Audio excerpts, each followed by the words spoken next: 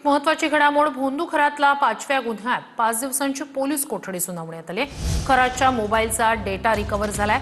Calls, chat, video हे सगळं समोर येणार आहे। खरातनं पुरावे नष्ट करण्यासाठी चॅट्स, फोटो आणि व्हिडिओ डिलीट केले होते।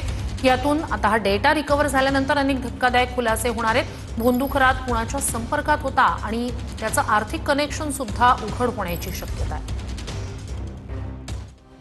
नाशिकमधील भोंदूबाबा खरातला महिला अत्याचाराच्या 5व्या गुन्ह्यात कोर्टानं 5 दिवसांची पोलीस कोठडी सुनावली आहे। दोन्ही बाजूंचा युक्तिवाद ऐकून कोर्टानं खरातला 23 एप्रिलपर्यंत 5 दिवसांची पोलीस कोठडी सुनावली आहे। सरकारी वकिलाचा युक्तिवाद। भोंदू खरातची गुन्हे करण्याची पद्धत एक असली तरी पीडित महिला वेगवेगळ्या आहेत।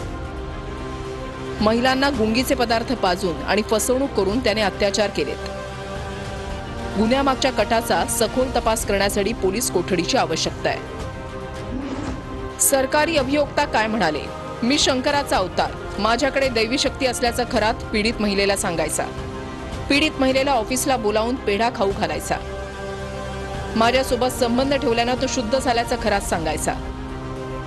कुणालाही ही गोष्ट सांगितल्यास देवाचा कोप होईल असं सांगायचा। मुलांना साप चावेल असं सांगून धमकीही द्यायचा। पहिल्या कोठडीपासून सरकारी पक्ष तेच मुद्दे मांडत आहे। द्रव्य कुठून आणलं आणि इतर बाबींचा तपास आधीच झाल्यानं पुन्हा कोठडीची गरज नाही। पीडितांची संख्या आणि गुन्ह्याचं गांभीर्य लक्षात घेता कोर्टानं खरातला 5 दिवसांची पोलीस कोठडी सुनावली आहे। त्यामुळे आता खरातच्या मोबाईलमधून डर्टी सिक्रेट्स समोर येण्याची शक्यता आहे। भोंदू खरातच्या मोबाईलचा डेटा रिकव्हर झाला, त्यामुळे कॉल, चॅट आणि व्हिडिओ सगळं समोर येणार आहे। अनेक धक्कादायक खुलासे होणार असून भोंदू खरात कोणाच्या संपर्कात होता का आणि आर्थिक कनेक्शनही उघड होण्याची शक्यता आहे।